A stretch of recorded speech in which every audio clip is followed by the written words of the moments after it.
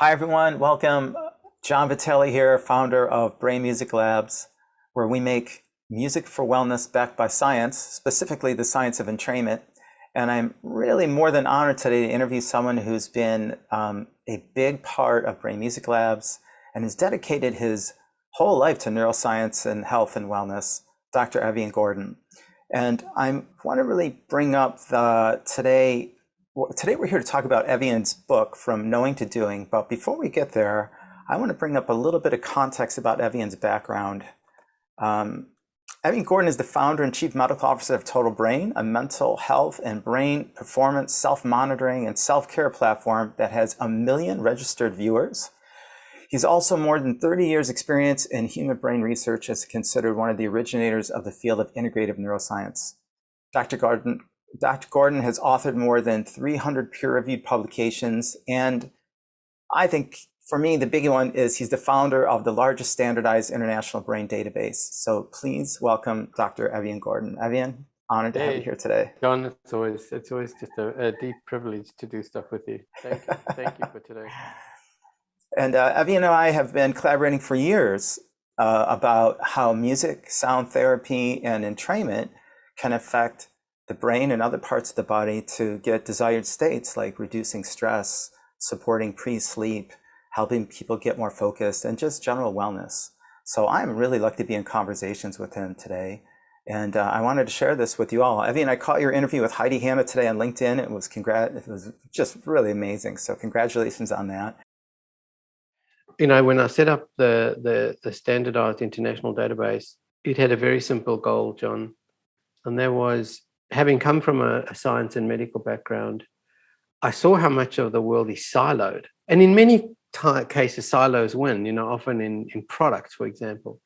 And my background before I switched to the brain was in the heart. My PhD was in serum lipids.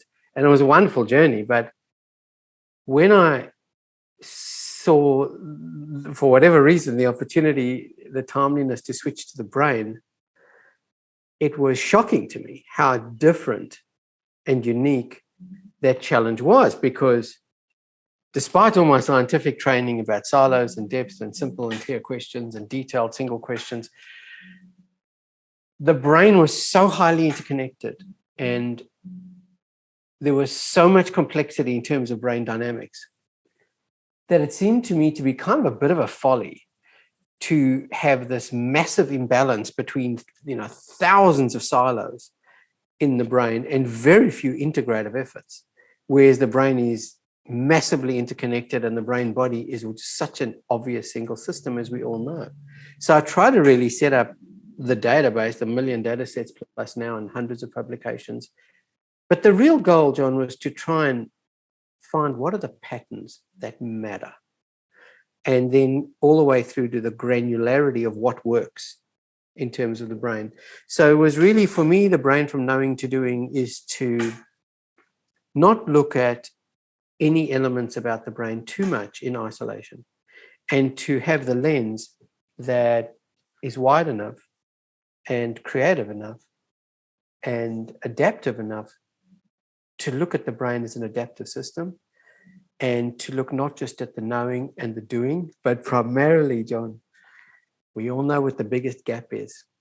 The biggest gap is to get from knowing to doing. And so it sort of over the years, John, as you know, and why your work and our work together in Brain Music Labs has been just such a joy, because it is one of the most powerful ways to get across that gap from knowing to doing. In fact, it's got some absolutely unique elements, music and sound. So this is what it means to me. It means context, seeing the whole. As an applied integrative neuroscientist, it's finding the mechanisms that explain most of what's going on. And it's far more about the doing and the how to do than the knowing. So that title sort of really has a personal resonance for me. I have no idea. You know, at the age of 70, you kind of pretty much stop caring about what other people think. But well, not completely, because our brain always has its own life non-consciously. But it's for me. This was, well, I look back, I go, wow, that is in the brain. If you want to get anywhere, it's prudent to have a focus on that gap.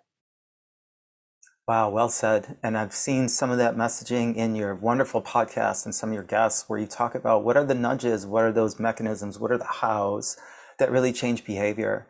And it's really important because there's so many programs out there and a library of information. You can find out all these things, but people don't get the integration factor and they don't really get to the doing. So I think we're all blessed and don't realize it yet until we get the book in our hands. But those secrets are really big for people to get the last mile stretch of how to integrate it into their lives. Integration's been a big key word that I learned from you. It's like there's a lot of information. How do you pick out the important stuff? And then how do you integrate that into your lifestyle?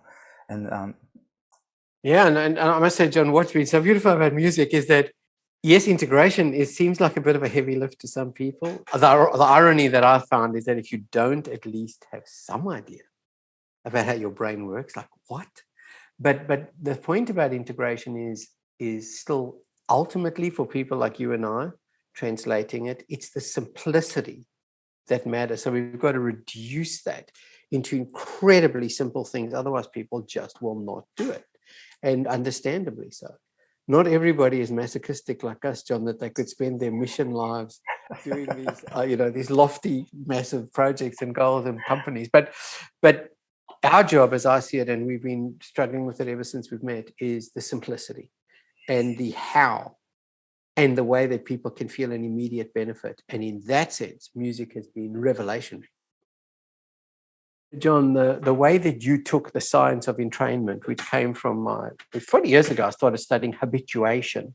And then in terms of this is why the timing is so important. It's deep neuroscience, it's about the frequencies exactly and the brain's stability and instability and dynamics. And it's just been intriguing to me to see, you're obviously, an absolute masterclass, world-renowned producer.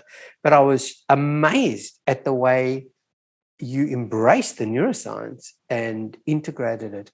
But I'd love to just play a little piece of music. Can you just share again with me, because you can articulate this in a way that would embarrass me to try, the sort of tempo and frequency, emotion and arousal kind of changes that you made it happen, built into this to this kind of music? Sure, absolutely. Would you like to play it first, or should we talk about it first and then play it? Whatever you like. What do you think? Sure. Let's riff on it first. So what I really learned from Evian, you brought up the concept of a lot of people are guessing. How do you get the data? How do we find a framework that we know will physiologically give us changes in the organs, in the breath rate, the heart rate, and of course then alter the brain waves? So we did a lot of deep dive. We found a lot of white papers. We found extractions from even composers that were working in the game, scientists that were measuring things. And I really learned the integrative process through doing this in the stress program at Total Brain. And this particular piece is a good example of, we know that if you take a certain pulse, entrainment can be isochronic beats, which are pulsed, or they could be binaural beats, which are different frequencies in the ear that makes a ghost pulse. What happens when you take various different types of entrainment and then you stack them together in a certain way? You get better results, just like you would stack nutrition elements like vitamins or anything like that. So what we found was a magic procedure that we've now patented. And we find that if we can take everything and lock it to a descending patterns of arousal, then we get entrainment music that really helps people get into pre-sleep or anti-anxiety states much faster than if these were scattered or not as put together, not as well orchestrated or integrated together as we're doing here. So this is a great example. You put these on about a half hour before you sleep, and you'll find that things just dissipate and slow down and take your nervous system and arousal and slow it down much faster than most stuff that you would find in Spotify or YouTube.